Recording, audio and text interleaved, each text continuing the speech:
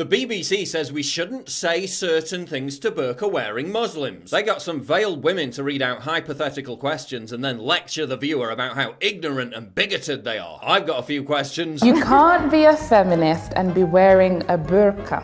If anybody was to say that to me, they would be like, oh, she's the biggest feminist you can find. Okay, so why did one of the first ever Arab Muslim feminist groups, the Egyptian Feminist Union, encourage women to discard their burqas? The very act of Arab feminist leaders like Huda Sharawi discarding the burqa was one of the symbolic acts that led to Muslim women in Egypt winning the right to an education. Rejecting the burqa has been an integral part of actual feminism in the Middle East for nearly 100 years. If feminism is about a woman's right to make her own choices, then this is one of it. Really? Did the 16-year-old girl in Canada who was strangled to death by her own brother for not wearing the veil get to make her own choice? Did the 4-year-old girl in India whose father smashed her brains out on the floor after her head covering slipped get to make her own choice? Why are children as young as 3 and 4 made to wear the burqa and the hijab at all? Did they get a choice? Do these women in Saudi Arabia look like they had a choice as they're literally herded around like farmyard animals? Did the woman in Saudi Arabia who wore a skirt get a choice? Oh no, that's right, she was hunted down by the police and arrested. The niqab is so practical. Practical?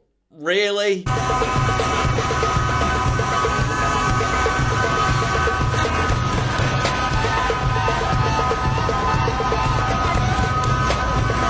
So practical. The niqab is so practical. Islam is so oppressive.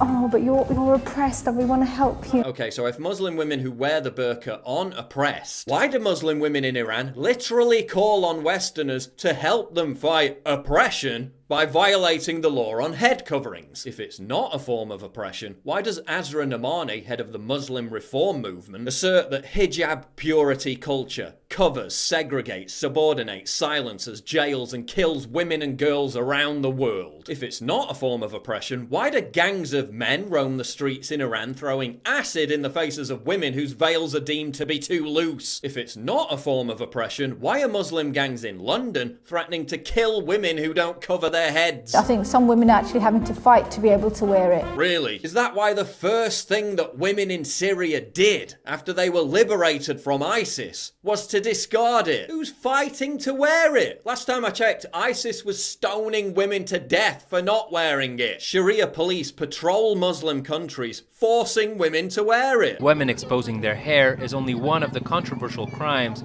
considered to be against local Sharia law. And by the way, we don't undermine a woman who does not wear the face veil or the hijab at all. Really? So are women in Europe who are being beaten by Sharia patrol gangs for not wearing it being undermined? What about women in Sweden who are being refused service in shops if they don't wear it? Are they being undermined? Go back to your own country. When it's a problem, something happens. But when you want your curry, when you want your samosas, when you want the glitter, when you want to put bindis on your forehead to go to Wireless Festival, it's all good. No one who puts bindis on their heads, which by the way is a Hindu thing, so why are we even talking about it? No one who does that and then goes to music festivals is walking up to Muslims on the street and asking them, why don't you go back to your own country? Where did the BBC get these dumb questions from? It's cultural. It's never been Islamic. So it's cultural and not Islamic. Okay, so why do you wear it? I am wearing it for God. It's an act of worship. Right, so it's cultural, not Islamic, but you wear it for Allah, so it's Islamic. What are you hiding there?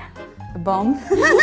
Yeah, why are you laughing about suicide bombings less than 3 months after a suicide bomber in the UK blew up a bunch of kids at a pop concert? I've also got a few questions for the BBC. Why are you using taxpayer money to normalise the oppression of women? Why are you trying to popularise something that's clearly abnormal for an open liberal society? Why are you also trying to normalise other backward Islamic practices like people marrying their cousins? Something that's caused a huge spike in childhood deaths in the UK of Muslim children. Why are you continually shoving regressive belief systems down our throats in the name of progressivism and diversity? Women being smothered in black cloths to obey the whims of a brutal, archaic 7th century patriarchy isn't progressive.